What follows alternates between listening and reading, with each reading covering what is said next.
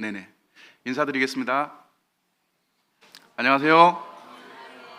다 반갑소니. 어제 보고 오늘 보니까 정말 반갑습니다. 저는 전라남도 목포시에서 주님을 섬기는 이요한입니다. 두 번째 시간을 좀 갖고 싶습니다.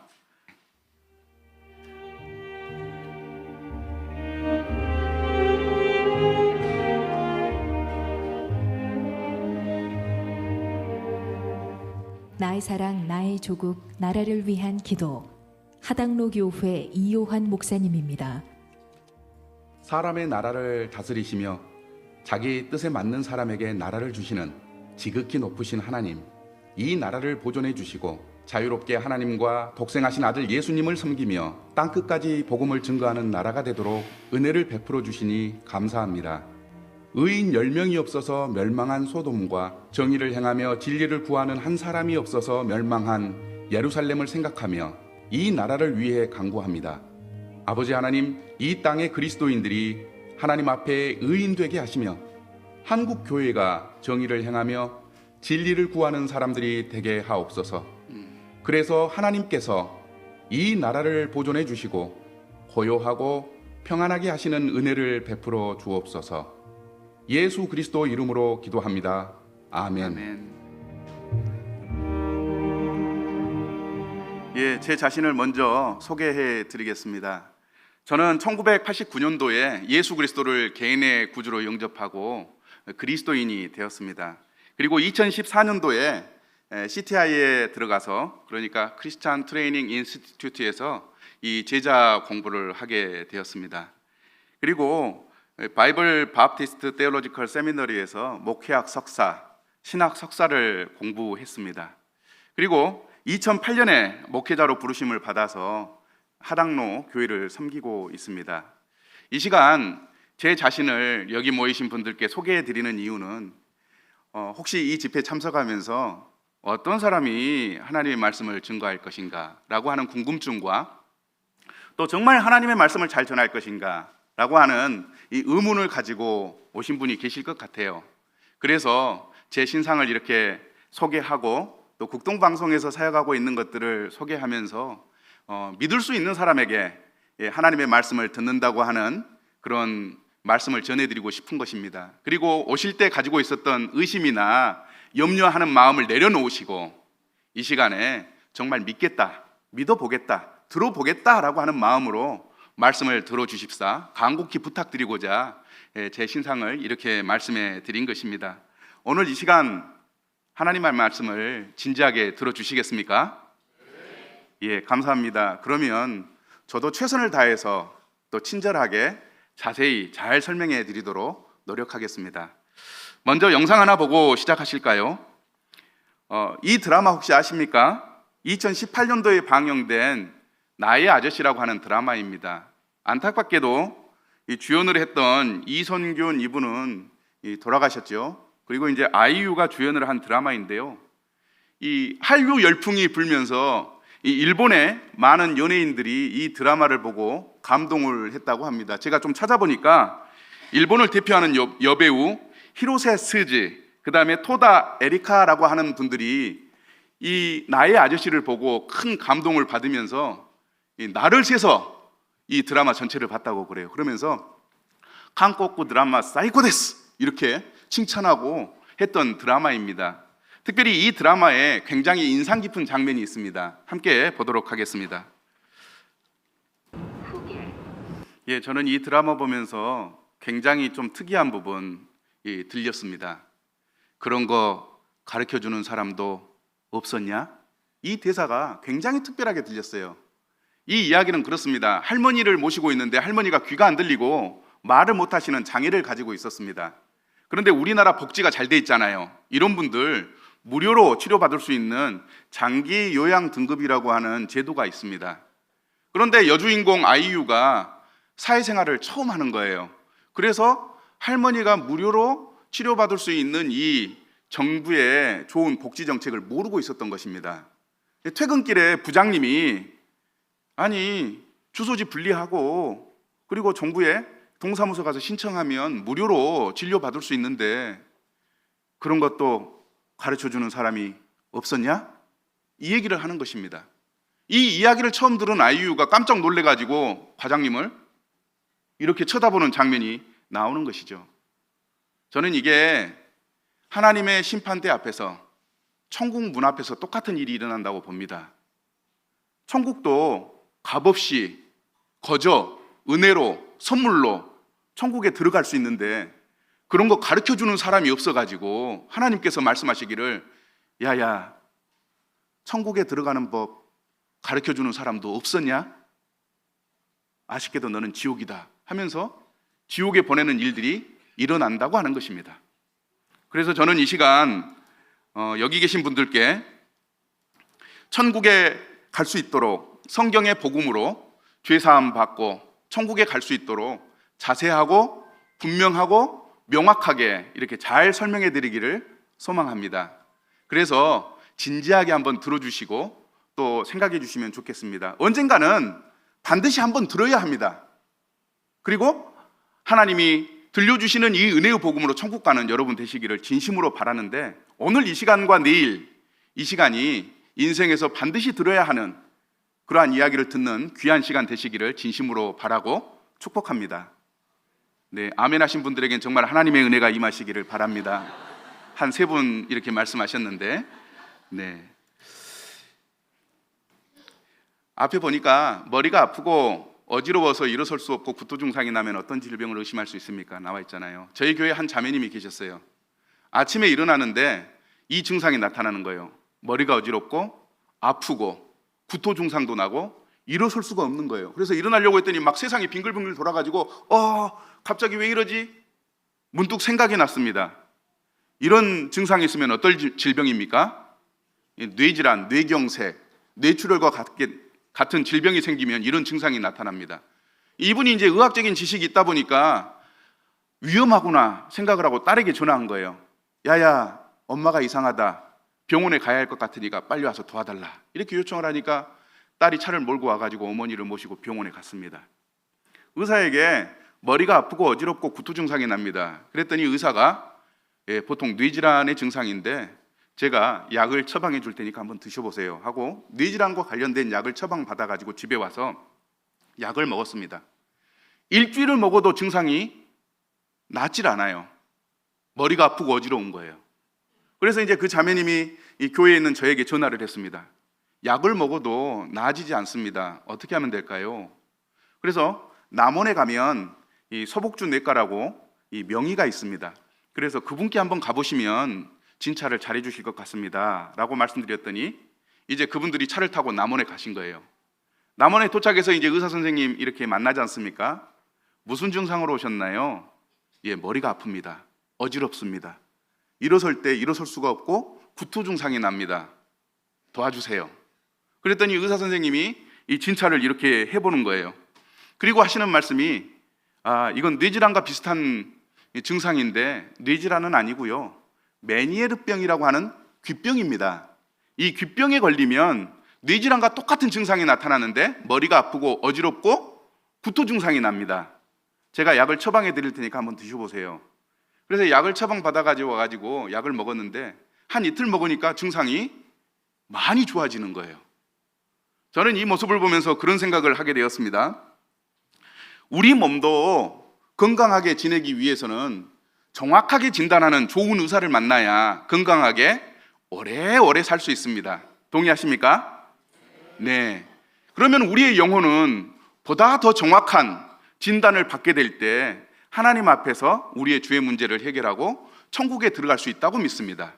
그래서 하나님의 말씀으로 정확하게 진단해야 되는 것입니다.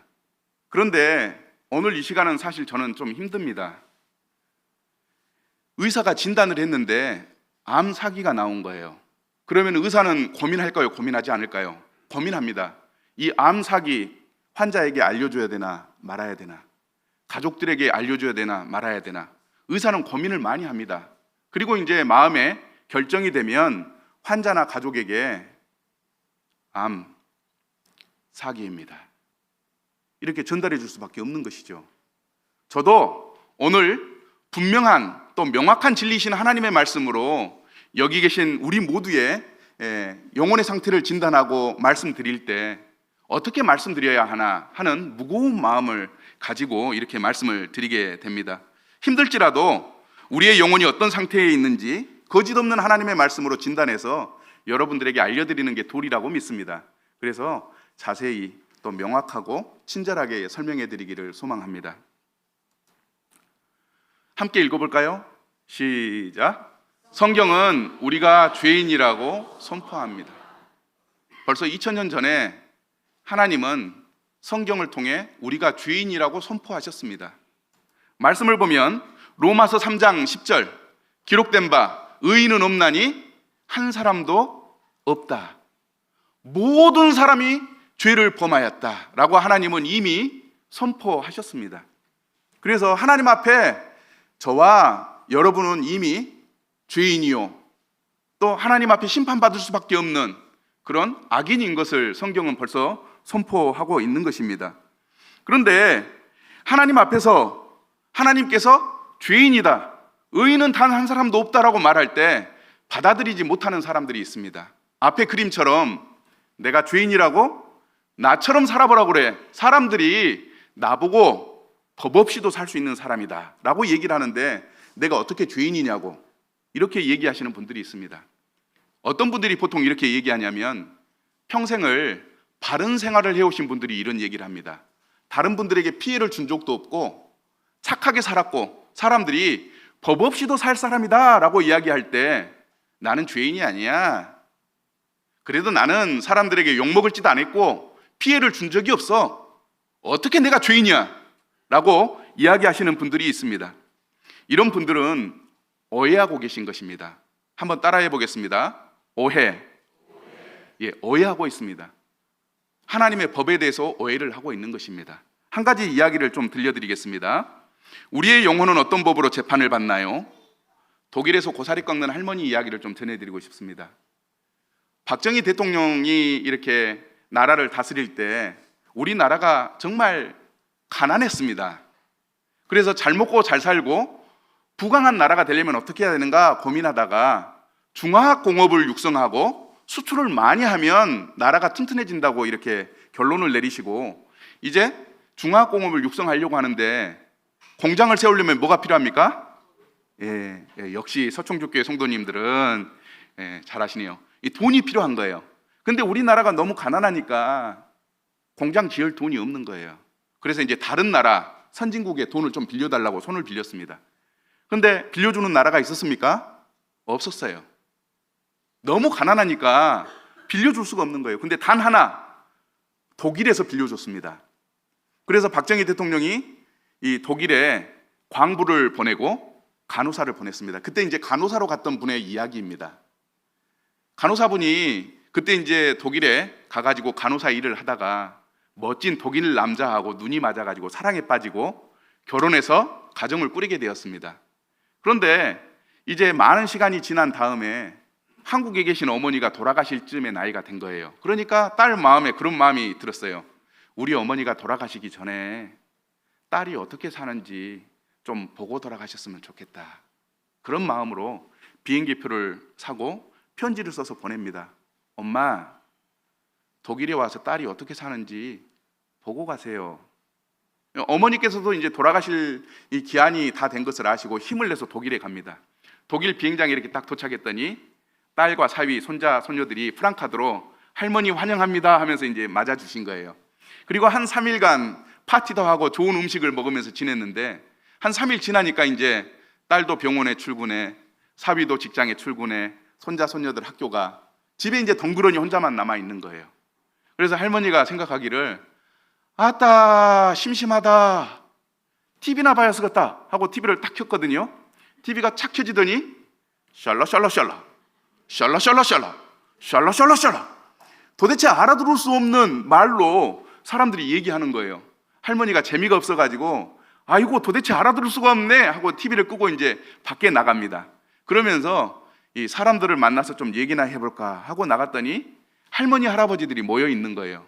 그래서 아이고 반갑소 하고 이제 인사를 하는데 그 할머니 할아버지들이 이렇게 뒤를 돌아보더니 샬라샬라샬라 샬라샬라샬라 샬라샬라 얘기를 하는 거예요. 도대체 알아들을 수가 없는 거예요. 그래서 아이고 이 나라 살기 힘들구만. 그러다가 이제 이 도로를 따라 이렇게 걷는데 이렇게 보니까 산에 고사리가 자라고 있는 거예요. 한두 개 자라는 게 아니고 엄청 자라는 거예요. 아이고 이 나라 사람들은 고사리도 먹을 줄 모르는갑다 하고 이제 들어가서 고사리를 꺾었는데 내 딸 고사리 나물도 해주고 육개장도 끓여주고 헤아스 같다 하고 고사리를 꺾어가지고 삶아가지고 말려서 이제 모으기 시작했습니다. 그리고 한 날 다시 또 산에서 고사리를 꺾고 있는데 이상한 소리가 들리는 거예요. 삐호 삐호 삐호 삐호. 경찰차가 쭉 오더니 자기 앞에 딱 서더랍니다. 그러더니 경찰 딱 나와서 하는 말이 셜로 하면서 할머니 손을 탁 잡는 거예요. 그러니까 할머니가 깜짝 놀래가지고 아이고 이게 뭐야 하면서 발버둥을 치는데 외국인들 몸이 좋잖아요. 벗어날 수 있습니까? 못 벗어나는 거예요. 그냥 붙잡혀가지고 경찰서에 갔습니다. 경찰서에 가서 할머니 신원을 확인하고 딸이 병원에 근무하고 있다는 것을 알고 전화를 합니다. 당신 어머니가 경찰서에 와 있으니까 모시고 가라고. 딸이 근무하다가 깜짝 놀래가지고 경찰서로 옵니다. 그래가지고 이제 사정을 들어보니까 동네 주민이 동양인 할머니가 산에서 이상한 일을 하고 있다고 신고해가지고 우리가 가서 봤더니 고사리를 꺾고 있어서 모시고 왔습니다. 신원이 확인됐으니까 할머니 모시고 가세요. 그래서 이제 고맙다는 인사를 하고 가려고 하는데 경찰이 잠깐 갈 땐 가더라도 벌금은 내고 가세요. 독일은요 이 자연을 보호하기 위해서 함부로 이 나물이나 나무들을 채취 못하게 합니다. 얼마의 벌금을 내야 합니까? 했더니 고사리 하나당 1유로를 내야 합니다. 우리나라 돈으로 약 1,500원의 벌금을 내야 된대요. 그런데 할머니가 그동안 얼마나 고사리를 많이 꺾었는지 간호사에 한 달 월급이나 되는 벌금을 내야 되는 거예요. 그런데 이제 어머니 편안하게 모셔야 되니까 벌금을 다 내고 어머니를 모시고 온 것입니다. 이건 실제 이야기입니다. 제가 이 이야기를 들으면서 그런 생각을 했어요. 이 할머니가 독일에서 돌아가시면 죄인인가 죄인이 아닌가? 여러분은 어떻게 생각하십니까? 간호사 한 달 월급이나 되는 벌금을 내야 되는 상황에서 돌아가신다면 할머니는 죄인일까 아닐까? 할머니가 독일에서 안 돌아가시고 한국에서 돌아가신다면 한국에서는 아무 데서나 고사리 끊어도 상관없잖아요. 그죠? 그러면 이분은 한국에서 돌아가시면 죄인일까 죄인이 아닐까 하는 생각이 드는 것입니다. 사람들이 나처럼 살아보라 그래. 나를 법 없이 살 수 있는 사람이다. 그렇게 이야기하시는 분들은 오해하고 있는 거예요. 무슨 오해를 하냐면 내가 죽고 나면 하나님의 법 앞에서 심판받을 때 한국의 법, 이 나라의 법으로 재판을 받는다고 생각을 하니까 나같이 죄를 범하지 않으면 사람들에게 친절하게 행하면 나는 죄인이 아니다라고 하는 생각을 하는 것입니다. 그런데 독일에서 죽어서 하나님 앞에서 독일 법으로 심판을 받으면 죄인이 되고 하나님 앞에서 한국에서 죽어가지고 한국의 법으로 심판을 받는다면 의인이다. 이럴 수 있습니까? 그러면 하나님 공의로운 분, 정의로운 분 아니잖아요. 하나님 앞에서는 한국의 법으로 심판 안 받습니다. 이건 현실입니다. 한국에 외국인 노동자들이 많이 들어와 있습니다. 중국, 몽골, 우즈베키스탄, 키르기즈스탄, 러시아, 베트남 세계 각국에 있는 사람들이 와서 일을 하고 있습니다. 그런 일이 없어야 하지만 한국에서 돌아가시면 이분들은 하나님 앞에서 한국 법으로 재판을 받아야 합니까? 자기가 태어난 나라의 법으로 재판을 받아야 합니까? 하나님 나라에서 심판받는 것은 그런 게 아니에요. 자기 나라의 법으로 심판받는 게 아니고 모든 인종을 뛰어넘는 황인종, 백인, 흑인 이 인종을 뛰어넘는 하나님의 공의로운 법으로 심판을 받습니다. 미국의 법으로 심판받지 않습니다. 일본의 법으로 심판받지 않습니다. 한국의 법으로 심판받지 않습니다. 하나님 나라의 법으로 심판을 받는 것입니다. 과거에 살았느냐, 지금 살았느냐, 미래에 살았느냐 이게 문제가 아니에요. 하나님의 법으로 심판을 받는 것입니다. 그래서 하나님은 하나님 법에 의해서 모든 사람이 죄를 범했다. 의인은 없나니 한 사람도 없다고 이야기하는 것입니다. 오늘 혹 이 시간에 오신 분들 중에 나는 죄인이 아니야. 사람들이 나보고 법 없이도 살 수 있다고 얘기를 하는데 내가 어떻게 죄인이야? 난 천국에 가야지. 그런 생각하시는 분 계십니까? 오해하고 계십니다. 천국은 하나님의 법으로 심판을 받습니다. 두 번째 이야기를 한번 들어볼까요? 한국의 지존파 사건 혹시 아십니까? 예, 아시는 분도 있고 모르시는 분들도 있을 거예요. 한번 영상 한번 보겠습니다. 1994년 전라남도 영광에서 있었던 무서운 사건입니다.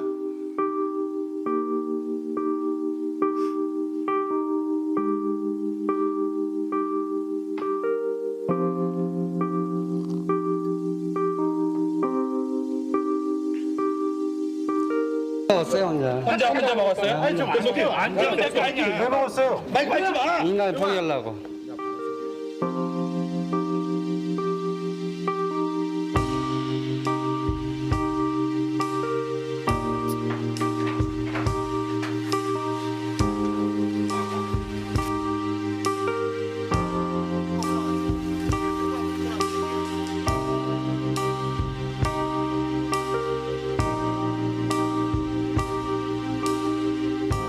그 사람 그랜저 왜 몰고 다니냐 나 소나타만 몰고 다녔어.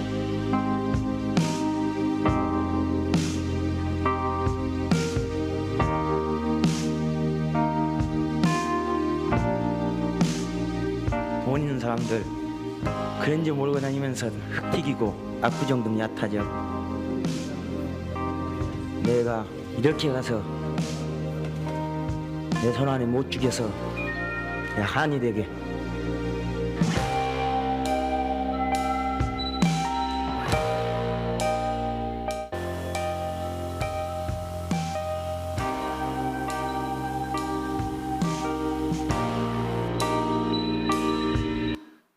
예, 1995년에 영광군에 아지트를 만들고 부자들을 납치해가지고 살해하고 시신을 토막내가지고 불태워서 증거를 인멸했던, 많은 사람들이 희생했던 이 사건입니다. 이 사건의 충격적인 얘기가 두 가지 나옵니다. 그랜저 타고 다니는 사람들. 혹시 오늘 올 때 그랜저 타고 오신 분 계십니까? 죽을 수 있습니다. 소나타 정도만 타셔야 된다고 믿습니다. 두 번째는 인육을 먹었다는 충격적인 이야기가 나옵니다. 우리나라에서는 사람을 살해하고 인육을 먹인 행위는 사형에 해당하는 죄입니다. 그래서 1997년도에 이 사람들이 형장의 이슬로 사라지게 됩니다. 이 사람들은 하나님 앞에 섰을 것입니다. 그런데 또 하나의 보면 여기 옆에 그림에 보면 이 파푸아뉴기니 포레족이라고 하는 사람들이 있습니다. 이 사람들은 태평양 섬에 살고 있는 부족들인데요. 이 사람들 문화는 어떤 문화냐? 자기 섬 사람이 아닌 다른 섬의 사람이 들어오면 잡아서 먹는 문화가 있습니다. 1997년도, 98년도까지 이런 일들이 있었습니다. 한 번은 이 미국인들이 그 섬에 여행 들어갔는데 나중에 신발, 옷까지, 그 다음에 가방만 남고 흔적 없이 사라졌습니다. 이 주민들이 잡아가지고 먹은 거예요. 근데 이 사람들은 이게 문화였습니다. 그래서 이 사람을 잡아먹는 게 죄가 되거나 양심의 가책이 느껴지지 않았습니다.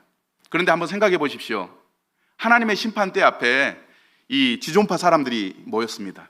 그리고 이 포레족 사람들이 모였습니다. 하나님이 만약 한국의 법으로 또 포레족이 살고 있었던 파푸아뉴기니의 법으로 심판을 각각 한다면 정말 우스운 사건이 발생합니다. 포레족 사람들에게 너희가 인육을 먹었느냐 하고 하나님께서 물어볼 때 예, 먹었습니다. 그런데 파푸아뉴기니에서는 이게 문화였습니다. 그래서 우리는 고대로부터 사람을 먹어왔습니다. 그랬더니 하나님께서 파푸아뉴기니법에 이게 죄가 아니라면 너희는 무죄지, 이렇게 판결을 하는 거예요. 그리고 이제 지존파에게는 너희가 사람을 먹었느냐 그랬더니 예, 인육을 먹었습니다. 그런데 한국에서는 사형에 해당합니다. 그러면 하나님께서 한국의 법에 사형에 해당하다면 너희는 천국에 못 간다, 지옥 가라, 그러면 지존파 사람들이 하나님 앞에 항의하겠습니까? 안 하겠습니까? 항의하죠. 아니, 저 사람들도 사람을 먹었고 우리도 사람을 먹었는데 누구는 죄가 아니고 누구는 죄라고 이렇게 판결하십니까? 하나님 공의롭지 않아요. 하나님 정의롭지 않아요. 만약 나에게 죄가 있다면 한국에 태어난 것이 죄입니다. 이렇게 항의하지 않겠습니까? 하나님 앞에서는 나라의 법으로 심판받는 것이 아닙니다. 그 나라의 문화에 의해서 심판받는 것이 아닙니다. 하나님 나라의 법, 하나님의 공의로운 법으로 심판받음을 다시 한번 이렇게 말씀을 드리는 것입니다. 그렇습니다. 우리는 천국의 법으로 심판을 받습니다. 혹 우리나라 법을 잘 지켰기 때문에 착한 사람으로 천국에 갈 수 있어 라고 생각하시는 분들이 계십니까? 잘못된 생각입니다. 오해하고 있는 것입니다. 그래서 오늘 이 말씀을 들으면서 나는 천국의 공의로운 법 앞에 서야 한다는 것을 이제 알게 되었구나. 그래, 하나님께서 의인은 없나니 단 한 사람도 없다. 모든 사람이 죄를 범하였다라고 얘기를 한다면 나도 하나님 앞에서 죄인이구나 라고 하는 것을 인정해야 된다고 믿습니다. 아멘이신가요? 예, 하나님 앞에서는 모든 인종과 나라와 시간을 뛰어넘는 공의로운 하나님의 법으로 심판을 받습니다. 두 번째, 나라마다 다른 죄의 형벌에 대해서 잠깐 좀 말씀드리겠습니다. 어떤 우리 가운데 그런 생각을 할 수도 있습니다. 하나님이 죄인이라고 하니까 내가 죄인인 것을 알겠는데 나는 그래도 바른 생활을 해서 다른 사람들에게 해코지 않을 정도의 삶을 살았는데 죄를 많이 지은 사람과 똑같이 형벌을 받는다면 하나님 불공평한 것 아니에요? 이렇게 생각할 수 있는 분이 있을 수 있습니다. 그것 또한 오해입니다. 함께 따라해 보겠습니다. 오해. 예, 오해입니다. 혹시 해외여행 좀 많이 다니십니까? 싱가포르 혹시 다녀오신 분 계십니까? 싱가포르 다녀오셨군요. 혹시 가이드가 그런 얘기 하지 않던가요? 껌 뱉지 마십시오. 담배 아무 데서나 피지 마십시오.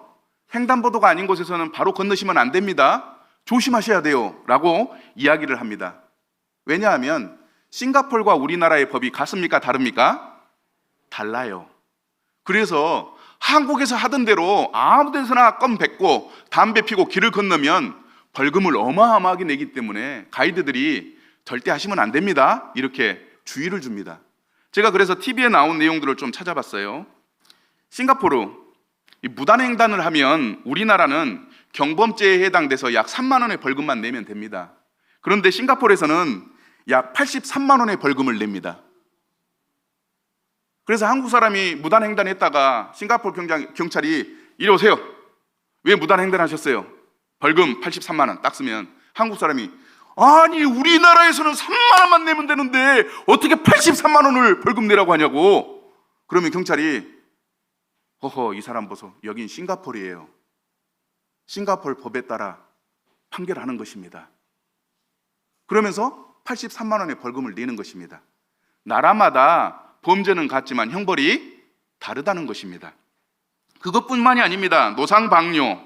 우리나라에서는 급하면 사람 눈이 안 보이는 곳에 가서 잠깐 실례할 수 있습니다. 맞습니까? 왜 저만 부끄럽게 만드시나요? 예, 저도 한 번은 그런 적이 있었어요. 강원도에서 이제 목포로 오는데 운전하면서 오는데 너무 급한 거예요. 못 참겠어요. 그래서 이제 그 갓길에 대고 이제 갓길 옆에 보니까 가건물이 있더라고요. 그래서 막 뛰어가서 뒤에 가서 이제 아무도 안 보게 볼일을 보고 있는데 다 본 다음에 개운하다고 봤더니 앞에 CCTV가 딱 켜져 있는 거예요. 그 가건물을 관리하고 있는 CCTV였던 거예요. 얼마나 민망했든지 막 뛰어가서 차를 타고 다시 왔습니다. 그렇다고 해서 벌금을 먹이지는 않습니다. 이제 잘못 재수없게 경찰에게 걸리면 경범죄로 약 10만 원 정도의 벌금을 냅니다. 그런데 싱가포르에서 노상방뇨하다가 잘못 걸리면 벌금을 얼마 낸다고요? 42만 원을 냈습니다. 죄는 같지만 나라마다 형벌이 다릅니다. 그것뿐만이 아닙니다. 공공 화장실에서 물을 안 내리면 싱가포르에서는 13만 원의 벌금을 냅니다. 우리나라는 고속도로 휴게소 같은 데서 볼일 보러 들어갔는데 이 변기가 닫아져 있는데 좀 기분이 이상해요. 그래서 이제 쓱 열어봤더니 황금색 변이 이렇게 또아리를 틀고 앉아 있는 거예요. 그러면 기분 나쁘니까 옆칸에 사용하기도 하고 그러지 않습니까? 근데 싱가포르에서는 그게 이제 경찰이나 관리자에게 걸리면 13만 원의 벌금을 내게 됩니다. 이 나라마다 이렇게 다른 거예요. 우리나라에서는 죄가 되지 않지만 그 나라에서는 죄가 되고 벌금도 큽니다. 그것뿐만이 아닙니다. 우리나라는 길을 가다가 휴대폰에 와이파이가 띵띵띵띵 하고 뜨면 와이파이가 되네 하면서 이 카톡도 확인하고 또 인터넷도 들어가 보고 유튜브도 보지 않습니까? 그런다고 해서 누가 벌금을 내라고 한다든지 왜 남의 물건을 쓰느냐고 토를 다는 사람이 없잖아요. 근데 싱가포르 여행하다가 다른 사람의 그 와이파이를 그렇게 사용하게 되면 벌금을 약 820만 원 낼 수가 있습니다. 그래서 그곳에서 함부로 그냥 뭐 잠금 장치가 되어 있지 않는 와이파이일지라도 함부로 쓰면 안 됩니다. 이렇게 사회와 문화가 다르고 범죄가 다르고 형벌이 다릅니다. 그래서 하나님 나라의 법은 우리가 생각하는 죄와 죄의 형벌이 다르다고 하는 것입니다. 아시겠습니까? 우리나라에서는 거짓말 조금 하면 농담으로 여기고 실없는 사람이라고 이렇게 하고 끝날 수 있습니다만, 하나님 나라에서는 이게 사형에 해당하는 무서운 죄가 되는 것입니다. 그래서 나처럼 다른 사람에게 피해를 주지 않았기 때문에 나는 죄를 짓지 않았어 라고 하시는 분도 오해이고, 이렇게 작은 죄인데 내가 생각할 때 다른 사람에게 피해를 주지 않은 죄인데도 불구하고 무서운 형벌을 받고 지옥에 가야 된단 말인가, 너무해요 라고 하시는 분들도 오해하고 있는 것입니다. 이해가 되십니까? 이런 이해를 가지고 지금부터 하나님의 말씀으로 우리가 어떤 처지에 있는지 정확하게 진단을 해보고 싶습니다. 함께 읽어보겠습니다. 시작. 우리는 어떤 죄인입니까? 한국의 법에서요? 아니요. 하나님의 법에서 우리는 어떤 죄인입니까? 이것을 정확하게 진단해 보고 싶습니다. 첫 번째는 우리는 하나님을 거역한 반역자입니다. 말씀 한번 읽어보겠습니다. 시작. 사람들이 하나님께 관해서 알만한 것은 하나님께서 밝히 보여주셨기 때문에 너무나도 명백합니다.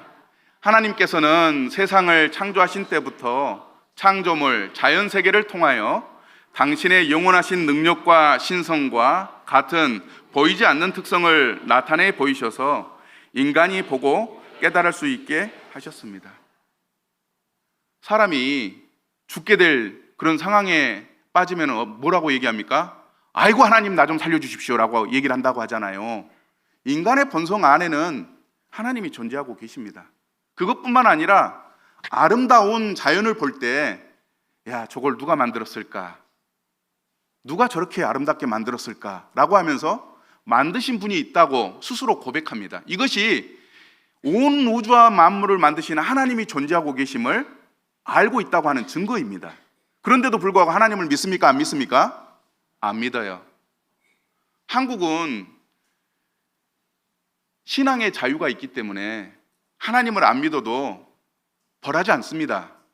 그런데 하나님의 법은 만왕의 왕이신 또 창조주이신 하나님을 거역할 때는 무서운 형벌을 받게 되는 것입니다. 영상을 하나 보겠습니다. 이것은 타임랩스 기법으로 촬영한 은하수 영상입니다.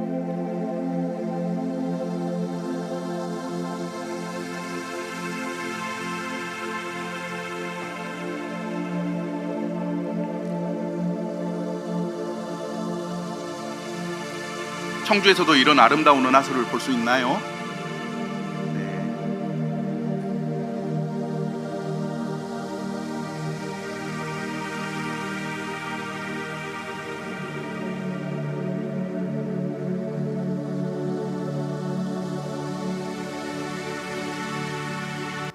네. 이 빛이 없는 곳에서는 이 은하수를 볼 수 있습니다. 제가 강원도 강릉 명주록교회에서 복음 집회할 때 한 군인이 복음 집회에 참석했습니다. 그러면서 이 영상을 보더니 저 본 적이 있어요. 철책에서 근무 설 때 밤에 은하수가 이렇게 있는 걸 보았는데 똑같습니다. 이렇게 얘기를 하더라고요. 불빛이 없는 섬 지역에 들어가거나 여름밤에 이 해변에 누워 있으면 이 은하수가 지는 모습을 봅니다. 그때 저만 그랬는지 모르겠습니다만 저 쏟아지는 별 누가 저렇게 만들어 달아놨나 라고 얘기를 하면서 저 별은 나의 별, 저 별은 당신 별 하면서 노래를 불렀던 기억이 납니다. 사람 마음속에는 이런 아름다운 자연을 보면서 누군가가 아름답게 만들어 놨구나 저절로 경탄하게 되고 이야기하게 됩니다. 이게 사람 마음속에 하나님이 계시다고 하는 것을 알고 있는 거예요. 그런데도 불구하고 하나님을 애써 부인합니다. 하나님을 믿지 않습니다. 이게 두려운 죄인데도 불구하고 거절합니다.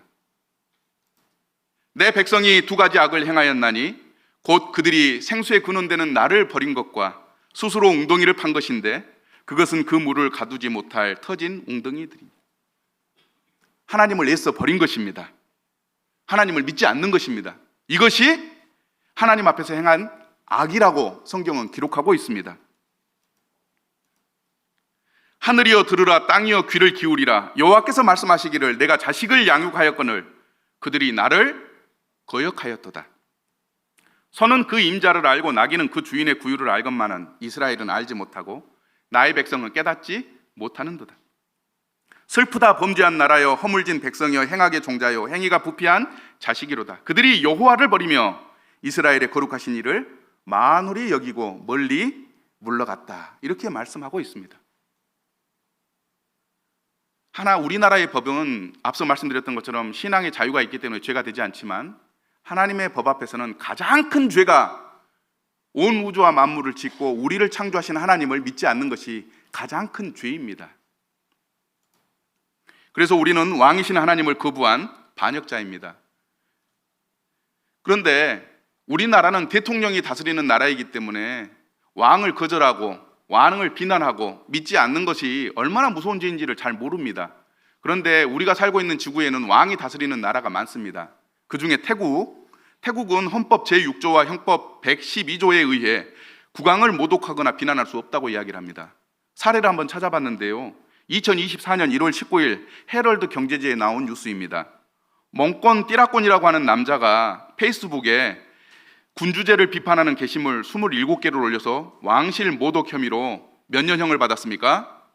50년형을 받았습니다. 이해가 되십니까? 한국 사람은 이해할 수 없어요. 왜? 민주주의고 대통령이 다스리는 나라이기 때문입니다. 그런데 태국에서는 왕을 모독하거나 믿지 않으면 이런 형벌을 받습니다. 이것은 2021년 1월 19일 KBS 뉴스에 나온 뉴스입니다. 안찬피라고 하는 여성 운동가인데요, 왕실과 국왕을 모독하는 내용을 담은 음성 파일을 여러 차례 공유하여 징역 43년을 선고받았다. 한국의 법으로 생각하면 안 됩니다. 사람 사는 나라에서도 왕을 믿지 않고 거역하고 또 비난하면 이와 같은 형벌을 받는 것입니다. 그러니 하나님 나라에서 만유의 주가 되시고 우리를 지으신 하나님을 거절할 때는 얼마나 무서운 법을 받겠습니까? 이것을 우리는 기억해야 합니다. 태국뿐만이 아닙니다. 영국은 국왕에게 반역하거나 회책 선동하면 최대 무기징역, 일본은 실질적 위해를 가할 경우에는 무조건 사형입니다. 사우디아라비아는 최고 국왕의 명예를 훼손하는 행위는 최고 사형에 해당하는데 실제로 진행하는 것 같습니다. 그리고 이제 김씨 왕조라고 부르죠. 북한 같은 경우는 김씨 왕조를 비난하면 쥐도새도 모르게 사라집니다. 심지어는 사람을 세워놓고 대포를 쏴가지고 그 흔적을 찾을 수 없을 정도로 두렵게 이렇게 처벌을 하는 것입니다. 그러니 지금까지 하나님을 안 믿은 분이 계십니까? 하나님이 없다고 생각하고 지낸 분이 계십니까? 하나님 앞에서 가장 큰 죄를 짓고 있는 것입니다. 그런 사람은 천국에 갈 수가 없습니다. 두 번째, 함께 읽어보겠습니다. 시작. 우리는 전과자, 상습범, 현행범입니다. 곧 모든 불의, 추악, 탐욕, 악의가 가득한 자요, 시기, 살인, 분쟁, 사기, 악독이 가득한 자요, 수군수군하는 자요, 비방하는 자요, 하나님께서 미워하시는 자요, 능욕하는 자요, 교만한 자요, 자랑하는 자요, 악을 도모하는 자요, 부모를 거역하는 자요, 우매한 자요, 배약하는 자요, 무정한 자요, 무자비한 자라. 성경은 이와 같은 23가지 정도의 죄를 명확하게 이렇게 나타냅니다. 여기에 빨간색으로 쳐진 부분은 제가 설명하기 위해서 좀 해놓은 건데요, 사기는 다른 사람을 속이는 것입니다. 옆에 있는 사람 한번 얼굴 봐보세요. 속이기 쉽습니까? 예, 한 번쯤 우리가 거짓말하면서 속일 수가 있습니다. 특별히 어머니들, 지금은 안 그렇겠지만 설날에 세배하고 용돈 받으면 야, 너희 크면 엄마가 다 돌려줄 테니까 줘. 그래가지고 맡아가지고 몇 년 지나서 엄마 그 세뱃돈 주세요 그러면은 없다.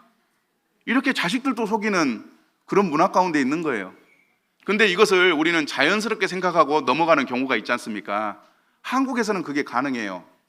그런데 하나님의 법에서는 다른 사람을 속이는 것은 사형, 뭐라고요? 사형에 해당한다고 하나님께서 정하셨습니다. 그래서 이 다른 사람을 속이는 것은 하나님 앞에 무서운 죄입니다. 수군수군하는 자, 전문용어로 뒷담화 깐다 라고 하는 내용입니다. 사람 뒤에서 이 이야기를 하는 것입니다. 우리 어머니들 시집살이 하면은 신랑이 보고 싶습니까? 보기 싫습니까? 보기 싫죠. 그러면 이제 뒤에서 만나가지고 우리 신랑은 그때 나를 안 도와줘가지고 내가 괜히 결혼했나 봐 막 그러면서 이 뒷담화를 까는 거죠. 그렇게 이제 우리는 시집살이에 고된 것을 농담으로 풀고 또 새 힘을 얻었던 경험도 있습니다. 또 직장 상사들 꼭 없었으면 하는 그 사람 있습니까? 없습니까? 있어요. 그분만 없으면 직장 생활을 잘할 수 있는데, 그래서 퇴근하고 나서 직장 동료들끼리 모여가지고 그 과장님은 왜 그러는지 모르겠어, 그분만 없으면 내가 잘할 것 같은데 라고 하면서 스트레스 해소하기도 합니다. 그런 우리는 그것을 용납하고 사회 문화로 생각하고 넘기지만 하나님의 법에서는 뒷담화하는 것, 이것은 죄입니다. 어떤 죄? 사형에 해당하는 죄입니다.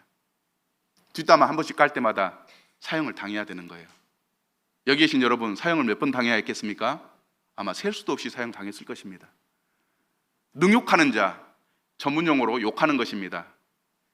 이 18. 차를 타고 가는데 갑자기 차가 휙 들어오면 10 하면서 이제 숫자 얘기를 막 하는 거예요. 스트레스를 풀 수 있는 얘기입니다. 제 머리가 무슨 색깔입니까? 아니에요. 그레이 새끼예요. 그레이 새끼라고요. 그러면서 우리 욕을 하지 않습니까? 십장생. 우리 여름에 수박 먹으면서 야 수박 씹어라 막 그러면서 욕하지 않습니까? 뭐 안 한 것처럼 그렇게 저를 쳐다보세요. 그런데 우리는 그걸 저 사람이 기분 나빠서 그러나 보구나 라고 이해를 하고 나를 모욕하는 정도를 넘어서지 않으면 그냥 넘어갑니다. 그런데 우리 한국의 법으로 심판을 받는다고요? 아니요. 하나님 법에 의해서 심판을 받습니다. 하나님 법에는 능욕할 때, 욕을 할 때 사형에 해당하는 무서운 죄입니다. 그걸 아셔야 됩니다. 하나님은 그걸 아시고 모든 사람이 죄를 범했다라고 엄하게 말씀하시는 것입니다. 부모를 거역하는 자, 여기 보니까 우리 학생들, 청년들 많이 있는 것 같아요. 어머니 아버지가 야 게임 그만하고 공부 좀 해라, 1시간만 하고 공부할게요, 1시간이다, 1시간 돼서 문을 여는데 계속 하고 있습니다. 부모를 거역하는 것입니다. 공부할 때도 그렇고 집에 있을 때도 그렇습니다. 친구를 만나러 갈 때도 그렇습니다. 그냥 우리 자식이니까, 우리 부모님이니까 넘어가지만 하나님의 법에서는 사형에 해당하는 죄입니다.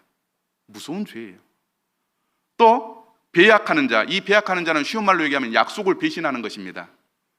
여기 있는 남자들은 다 배약한 자고 사형에 해당한 자들입니다.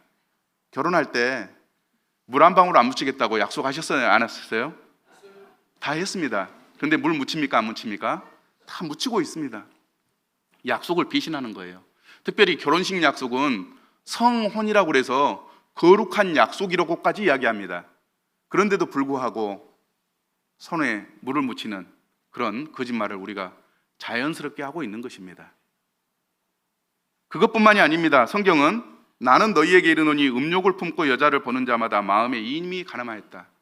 하나님은 사람의 마음을 보실 수 있습니까? 못 봅니까? 볼 수 있어요. 그래서 하나님을 속일 수가 없습니다. 이게 말씀을 보면은 남자들한테 하는 얘기 같아요. 음욕을 품고 여자를 보는 자마다 이미 가늠했다. 그래서 아름다운 여인이 이 지나가는 모습만 봐도, 수영복 입은 여자들의 포스터만 봐도 남자들이 눈이 이렇게 돌아가잖아요. 하나님 그걸 아시고 네가 마음에 음행했다 얘기를 하시는 거예요.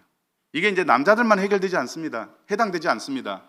요즘 여성분들도 남자들 이렇게 근육이 나오고 배에 왕자가 생겨진 그런 남자들의 몸매를 보고 아이고 좋다 하시는 분들이 많더라고요.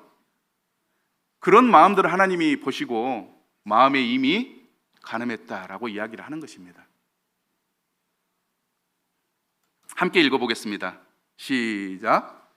그들의 이 같은 일을 행하는 자는 사형에 해당한다고 하나님께서 정하심을 알고도 자기들만 행할 뿐 아니라 또한 그런 일을 행하는 자들을 옳다 하느니라. 조금 전에 설명드렸던 그런 죄들을 범할 때 하나님 앞에서는 사형에 해당하는 죄입니다. 목포에는 굉장히 유명한 음식이 있습니다. 낙지탕탕이라고 혹시 들어보셨습니까? 낙지를 그냥 먹으면 빨판이 기도를 이렇게 막아가지고 질식사할 수 있기 때문에 안전하게 먹을 수 있는 방법들을 이렇게 연구해서 만든 게 낙지탕탕입니다. 낙지를 이렇게 잡아가지고 한번 힘을 빼고 쫙 훑어서 힘을 뺍니다. 그 다음에 도마에 놓은 다음에 칼로, 전라도 말로 조사불어요.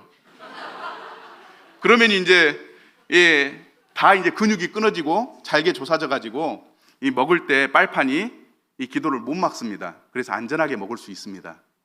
그런데 생각해 보십시오. 이 같은 일을 행하는 자는 사형에 해당하다고 했습니다. 우리가 거짓말 할 때마다, 뒷담화 깔 때마다, 욕을 한 번씩 할 때마다, 약속을 지키지 않을 때마다, 부모님을 거역할 때마다 한 번씩 사형을 당한다고 하면 마치 탕탕이처럼 하나님 앞에서 우리의 형체가 사라져버릴 정도로 사형을 당해야 할 것입니다. 하나님 앞에서 우리는 이와 같은 죄인임을 인정하고 하나님 앞에 제가 죄인입니다라고 고백해야 될 것입니다. 아멘이신가요? 예, 목포에 오시면 제가 낙지탕탕이를 대접해 드리겠습니다. 그 낙지탕탕이를 드시면서 아, 내가 이와 같은 죄인이구나, 우리가 함께 생각하면 좋을 것 같습니다. 우리는 하나님께서 보고 있는데도 지금까지 많은 죄를 반복적으로 저질러 왔습니다. 과거에도 욕하고 지금도 욕하고 앞으로도 욕할 것입니다. 과거에도 뒷담화를 까고 지금도 가끔 뒷담화를 까고 앞으로도 깔 수 있습니다. 그래서 우리는 전과범이고 상습범이고 현행범인 것입니다. 세 번째, 우리는 예수님의 불신자 핍박자입니다. 그를 믿는 자는 심판을 받지 아니하는 것이요 믿지 아니하는 자는 하나님의 독생자의 이름을 믿지 아니하므로 벌써 판결을 받은 것이다. 나 예수를 믿지 않는 것이 바로 죄라는 것을 말씀해 주실 것이며, 하물며 하나님의 아들을 짓밟고 자기를 거룩하게 한 언약의 피를 부정한 것으로 여기고 은혜의 성령을 욕되게 하는 자가 당연히 받을 형벌은 얼마나 더 무겁겠느냐, 너희는 생각하라. 우리나라는 예수님을 믿기에 정말 좋은 환경입니다. 외국인들이 한국에 오면 놀라는 것 중에 하나가 십자가가 그렇게 많대요. 외국에서는 보기 힘든데 한국에 오면 빨간 불이 들어오는 십자가가 그렇게 많아가지고 깜짝 놀란답니다. 교회가 정말 많습니다. 이 얘기는 예수님을 믿을 수 있는 환경이 좋다는 의미입니다. 또 크리스마스를 국가 공휴일로 정해가지고 모든 사람이 쉬게 해줍니다. 뿐만 아니라 TV에서는 예수님과 관련된 영화, 성경과 관련된 영화를 보여주면서 예수님을 믿어야 한다고 알려주고 있지만 믿지 않습니다. 영화나 뮤지컬 또는 클래식에 예수님과 관계된 음악, 영화, 연극들이 많이 상영되고 있지만 관심을 갖지 않습니다. 세계에서 가장 많이 팔리는 책이 성경책입니다. 예수님을 믿으려고 하면 서점에 가서 성경책을 사서 읽을 수가 있습니다. 그런데 성경책을 사나요? 안 삽니다. 심지어 선물로 줘도 뒷방에 놓고 먼지 쌓이게 두는 것이 현실입니다. 그런데 조금 전에 우리가 말씀을 봤잖아요. 예수님을 믿지 않는 것이 바로 죄다. 우리나라에서는 예수님을 안 믿어도 됩니다. 종교의 자유가 있으니까. 한국의 법이 그렇죠. 그러나 하나님의 법 앞에서는 예수님을 안 믿으면 죄입니다. 무서운 죄입니다. 지금까지 예수님을 안 믿은 분이 계십니까? 하나님 앞에 죄인인 것을 인정해야 할 것입니다. 그래서 우리는 예수님의 불신자, 핍박자입니다. 함께 읽어보겠습니다. 시작. 무엇으로도 용서받을 수 없는 죄인입니다. 내가 잿물로 스스로 씻으며 내가 많은 비누를 쓸지라도 내 죄악이 내 앞에 그대로 있으리니. 저는 샤워할 때 이 말씀이 자주 생각납니다. 그래서 비누로 제 몸을 씻으면서 또 바디워시로 이렇게 몸을 씻으면서 거품을 일으킬 때 제 스스로 저에게 그런 얘기를 해요. 네 몸 아무리 깨끗이 씻어봐라, 죄가 씻어지나? 하나님이 잿물로, 비누로, 샴푸로 내 몸을 씻어도 죄가 씻어지지 않는다고 얘기를 했다. 그래서 저는 샤워할 때마다 이 말씀 생각하면서, 그렇지, 내가 죄인이야. 안 씻어져. 절대 안 씻어져. 이런 생각을 하면서 샤워를 합니다. 뿐만이 아닙니다. 하나님께 돈을 바친다고 죽을 목숨을 살려주시랴. 목숨값은 엄청난 것, 그 값을 치르기는 감히 상상도 못할 일. 어떤 사람들은 돈을 많이 헌금하면 죄를 용서받는다고 생각합니다. 아니에요. 절대 그렇지 않습니다. 그러므로 율법의 행위로 그 앞에 의롭다 하심을 얻을 육체가 없다. 어떤 사람은 교회 생활 열심히 하면, 종교를 열심히 따르면 죄 용서받는다고 생각하는데, 성경은 그렇게 이야기하지 않습니다. 아무리 기도 열심히 하고 교회 열심히 다니고 신앙의 경력이 있어도, 장로, 집사, 권사의 직분을 가지고 있어도 죄가 용서받지 못합니다. 이는 혈통으로나 육종으로나 사람의 뜻으로 나지 아니하고, 기독교 집안에 태어났다고 죄가 용서될까요? 미국의 한 유명한 목사님이 방송국에서 라디오로 상담을 하고 있었어요. 근데 전화가 왔습니다. 목사님, 저희 집은 예수님을 믿은 믿음의 3대입니다. 그랬더니 목사님이 하시는 말씀이, 성경에 보면 하나님의 아들, 딸은 있지만 하나님의 손자, 손녀는 없습니다. 단칼에 그냥 잘라버렸어요. 혈통으로, 믿음의 가정으로 태어난다고 해서 죄 용서받고 천국에 가느냐? 결코 아닙니다. 그래서 우리는 무엇으로도 용서받을 수 없는 죄인이라고 성경은 이야기하고 있는 것입니다. 그러므로 오늘 이 말씀을 들었다면 하나님 말씀에 의해 우리는 죄인임을 진심으로 고백해야 합니다. 저는 하나님 섬기기를 거부한 반역자입니다. 많은 죄를 지은 전과자, 상습범, 현행범입니다. 주 예수님을 믿지 않는 불신자이며 핍박자입니다. 무엇으로도 용서받을 수 없는 죄인입니다 라고 인정하고 회개할 때, 마음을 보시고 모든 것을 아시는 하나님이, 야, 네가 하나님 앞에 회개하고자 하는 마음이 있구나 하시면서 죄 용서받을 수 있는, 구원받을 수 있는 은혜를 베풀어 주시는 것입니다. 그런데 이 시간 이런 마음을 갖지 않는다면 하나님이 은혜를 베푸실까요? 아니요. 그래서 우리가 이 시간 진심으로 죄인임을 고백해야 한다고 믿습니다. 그러면 죄인이 받아야 될 형벌은 무엇입니까? 첫 번째, 함께 읽어볼까요? 시작. 사법적 형벌을 받아야 합니다. 이 사법적 형벌이란 어떤 거냐? 이제 사회생활 하시니까 잘 아시잖아요. 우리가 교통사고 나면 경찰서에 가서 진술서를 쓰고, 그 다음에 이제 법원에 가서 어떤 죄를 어떻게 지었는지 판결받는 것. 이 법원에 가서 판결받는 법을, 형벌을 사법적 형벌이라고 얘기를 합니다. 그들이 이 같은 일을 행하는 자는 사형에 해당한다고 하나님께서 정하심을 알고도 자기들만 행할 뿐 아니라 또한 그런 일을 행하는 자를 옳다 하느니라. 사형, 이 용어는 법정 용어죠. 그러죠? 우리나라는 사형 제도가 폐지된 나라입니다. 그래서 사형이 얼마나 무서운지 잘 모릅니다. 법정에서 사형 선고를 받게 되면 사람들이, 옛날에 사형 선고가 있었을 때는 사형 하면요, 그 신체 건강한 사람도 다리가 후두루들 걸리고 그 자리에 주저앉고 멍하니 하늘만 쳐다보고 생기를 잃어버리는 일들이 허다했습니다. 그런데 지금은 사형 제도가 없다 보니까 사형이 얼마나 무서운지 잘 모르는 것 같아요. 불과 100년, 200년 전 조선시대 때는 사형 제도가 있었는데 사형이 얼마나 무서운 형벌인지 영상을 통해서 좀 보도록 하겠습니다. 형을 집행하라. 형을 집행하라. 예.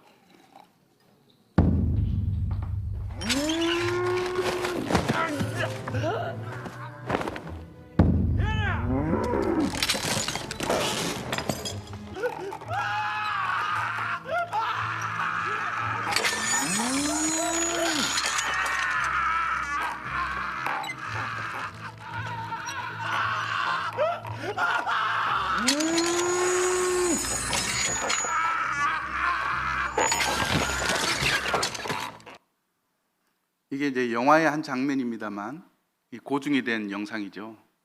이 거열형이라고 하는 사형법입니다. 이 손과 발, 목을 밧줄을 매달아 가지고 이 소나 말에게 연결을 하고 채찍질로 때리면 이 말과 소가 사람 몸을 이렇게 잡아 당기게 됩니다. 결국에는 이 몸에서 손과 발과 목이 떨어져 가지고 처참하게 죽는 것이 이 사형입니다. 죄인은 하나님의 법에서 사형에 해당하는 사법적인 형벌을 받게 되는 것입니다. 이 사형, 성경적인 사형은 십자가형입니다. 조금 전에 이 조선의 거열형 보니까 무섭죠? 생각만 해도 끔찍하죠? 이 사형을 받는 사람은 얼마나 고통스럽겠습니까? 사형은 그렇게 고통스럽게 형벌을 내리는 것입니다. 십자가형도 로마 시대 때 가장 무섭고 가장 힘들고 가장 고통스러운 형벌이 십자가형입니다. 교회를 알리는 그런 기호가 아닙니다. 제3차 노예전쟁 때 스파르타쿠스의 난이라고 하는 그런 전쟁이 있었는데요. 노예들이 반란을 일으켰습니다. 그리고 이제 노예군이 이 로마를 정복하는 듯 했습니다. 그런데 이 로마 군, 훈련받은 군대잖아요. 진압을 해가지고 나중에는 노예군 6천 명이 남고 이 노예군을 이렇게 진멸하게 됩니다. 이제 노예군이 6천 명만 남았는데 야, 이러다가 우리도 다 죽겠다. 투항하자. 투항하면 목숨은 살려주겠지 하면서 6천 명이 로마군에게 항복하고 투항합니다. 그런데 로마군이 이 6천 명을 다 십자가에 못 박아 버렸습니다. 로마로 들어가는 길 수십 킬로에 이와 같이 십자가를 세워가지고 반란군 6천 명을 매달아 버린 것입니다. 그들은 죽을 때까지 살이 찢겨지고 체중이 내려앉고 그러면서 고통스럽게 죽어갔습니다. 성경에서 사형이라고 기록하는 로마서 1장 32절의 사형은 로마서가 기록될 당시에 가장 고통스러운 사형법인 십자가형을 의미합니다. 하나님의 법에 사형이라고 하는 것은 그 어떤 고통으로도 또 어떤 말로 표현할 수 없는 가장 무서운 사형법임을 알 수 있습니다. 그들이 이 같은 일을 행하는 자는 사형에 해당한다고 누가 정하셨다고요? 하나님께서 정하셨습니다. 그래서 우리는 사법적 형벌로 가장 고통스러운 죽음의 십자가형을 받아야 하는 죄인들입니다. 두 번째, 죄의 값을 보상해야 합니다. 차를 다 가지고 계시니까, 그랜저 말고요, 차를 다 가지고 계시니까 운전하다가 다른 차하고 부딪히면 경찰이 와가지고 이 교통법규를 위반한 사람은 딱지 끊어주지 않습니까? 그러면은 모든 처리가 끝나나요? 아니에요. 사고를 낸 사람이 차 수리할 수 있도록 수리비를 줘야 합니다. 만약 안에 타고 있는 사람이 다치면 하루 일당이 얼마다고 해서 계산해가지고 병원비와 일당까지 줘야 이 문제가 해결이 됩니다. 맞습니까? 그래서 이제 사고가 나면 보상을 해야 됩니다. 이게 죄값을 보상하는 것입니다. 함께 읽어보겠습니다. 시작. 죄의 싹은 사망이요 하나님의 선물은 그리스도 예수 우리 주 안에 있는 영생이니라. 그래서 죄를 지으면 그 값을 보상해야 되는데 그 값이 사망이다. 하나님의 법 앞에서 죄를 지으면 그 죄에 대해서 보상을 해야 되는데 자기 목숨을 내놓아야 하는 것입니다. 우리는 죽음으로 죄의 대가를 지불해야 하는 그런 죄인입니다. 세 번째, 종교적인 속죄를 받아야 합니다. 하나님 앞에서 죄를 범했기 때문에 사법적으로, 보상적으로 형벌을 받아야 될 뿐만 아니라 종교적으로 속죄를 얻어야 한다는 것입니다. 히브리서 9장 22절은 이렇게 얘기합니다. 함께 읽어볼까요? 시작. 율법에 따르면 거의 모든 것이 피로 깨끗해집니다. 그리고 피 흘림이 없이는 죄 사함이 이루어지지 않습니다. 피를 흘려야만 하나님 앞에서 죄 용서 받을 수 있다고 말하는 것입니다. 그런데 고대 이스라엘에서는 이 피를 흘려서 죄 용서 받는 법이 있었습니다. 그 영상을 한번 좀 보도록 하겠습니다. 지금은 이스라엘이 팔레스타인 또 이란, 시리아와 전쟁을 하고 있어서 우리가 가보지 못합니다만 성지순례를 가면 사마리아에서 이와 같은 이 양이 피를 흘리는 그런 행사를 합니다. 각 가족은 가족들을 대신해서 피를 흘리면서 죄를 용서함 받아야 될 양을 이와 같이 선택합니다. 그리고 이제 제사장들이 나와서 알려주면 이제 양을 잡아서 피를 흘립니다.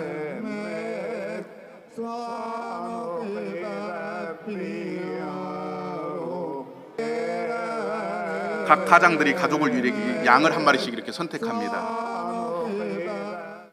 그리고 시간이 되면 이 양의 피를 흘립니다.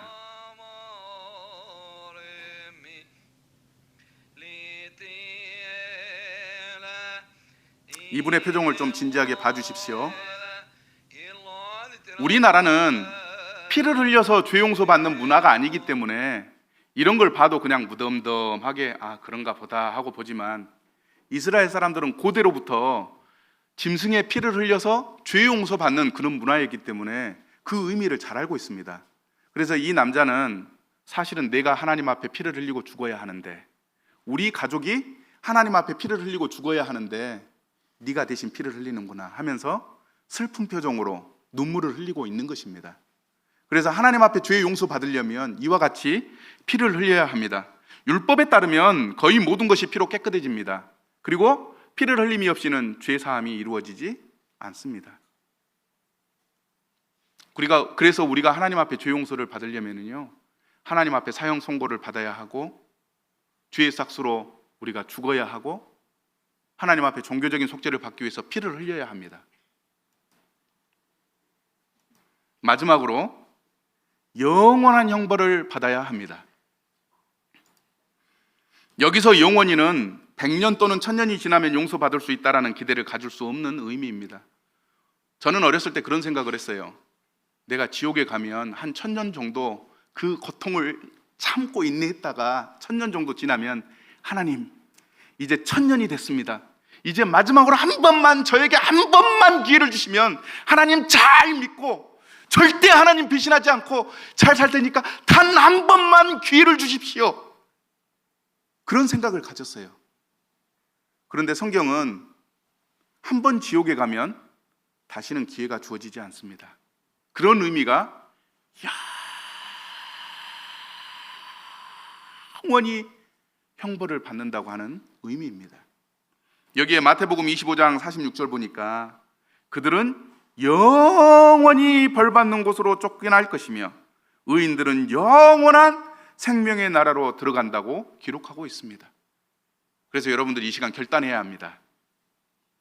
나는 영원한 형벌을 받는 지옥에 갈 것인가, 영원한 생명을 누리는 하나님 나라에 들어갈 것인가 결정해야 하는 것입니다. 저는 이 시간 이것을 성도 여기 계신 모든 분들께 친절하게 알려드리고 싶은 것입니다. 함께 읽어보겠습니다. 시작. 각 사람이 자기의 행위대로 심판을 받고 사망과 음부도 불못에 던져지니 이것은 둘째 사망 곧 불못이라. 누구든지 생명책에 기록되지 못한 자는 불못에 던져지더라. 이것이 영원한 형벌입니다. 두려워하는 자들과 믿지 아니하는 자들과 흉악한 자들과 살인자들과 음행하는 자들과 점술가들과 우상 숭배자들과 거짓말하는 모든 자들이 불과 유황으로 타는 못에 던져진다. 믿지 않는 건 우리는 죄로 여기지 않지만 하나님은 최후의 심판 때 믿지 않는 자들을 영원한 형벌 가운데 던져 넣을 것입니다. 우리는 거짓말을 쉽게 여깁니다. 그러나 거짓말하는 자도 영원한 지옥에 들어갈 것입니다. 우리는 때때로 점을 보러 다닌다든지 하면서 우리의 삶을 위해서 그러한 것들을 허용하기도 합니다. 그러나 점술가들도 지옥에 던져진다고 성경은 이야기하고 있습니다. 이 지옥이 얼마나 무서운지 잘 모르기 때문에 사람들은 이 지옥에 대해서 두려워하지 않는 것 같아요. 어제 첫 시간에 기독교는 무엇인가? 예수님을 믿는 신앙입니다. 그리고 예수님을 믿을 때 죄 용서 받는다고 하면서 지옥 영상을 한번 봤었습니다. 오늘 오신 분들 중에 어제 안 오신 분들이 계시기 때문에 지옥을 다 표현하진 않았지만 사람이 만들었지만 이 지옥 영상을 잠깐 좀 보도록 하겠습니다.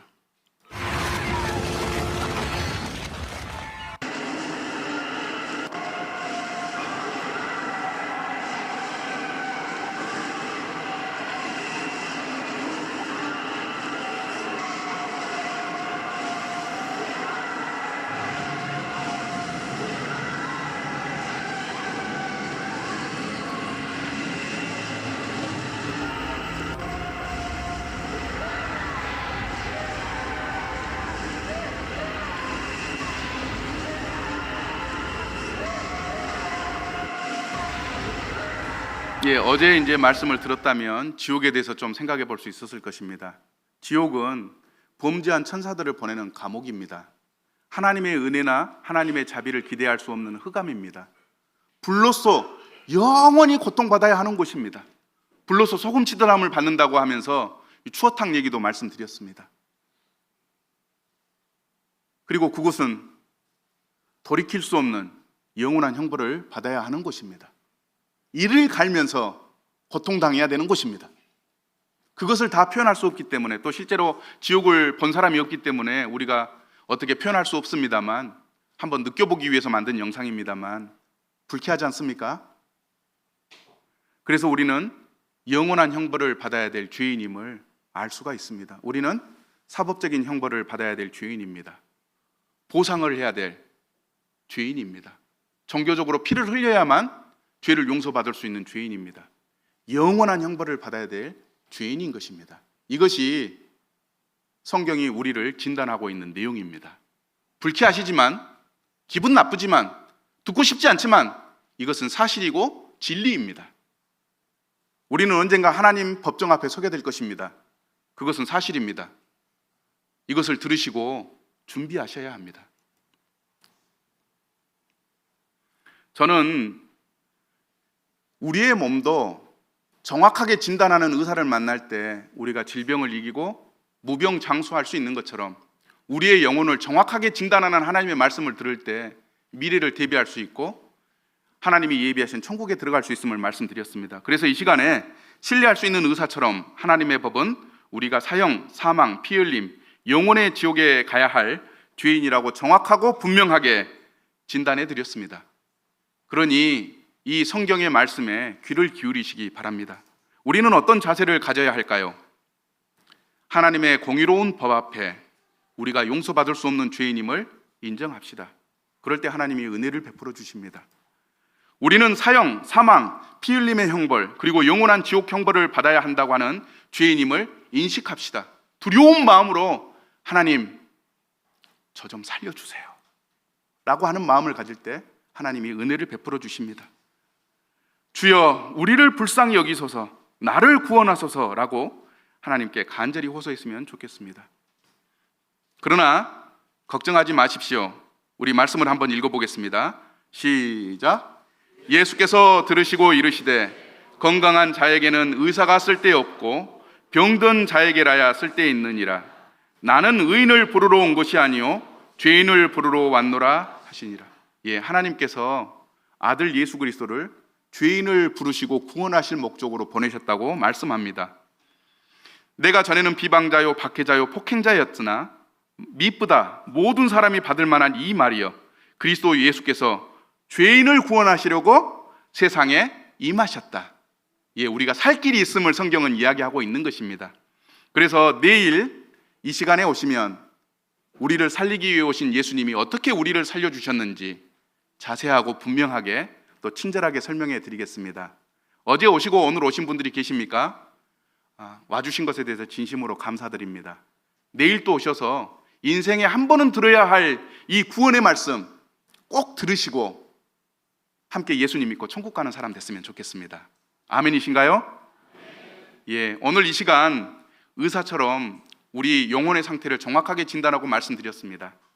지금까지 이 시간 1시간 정도의 시간이 지났는데 집중해서 경청해 주신 것 진심으로 감사드립니다. 저도 최선을 다해서 돕겠습니다. 감사합니다.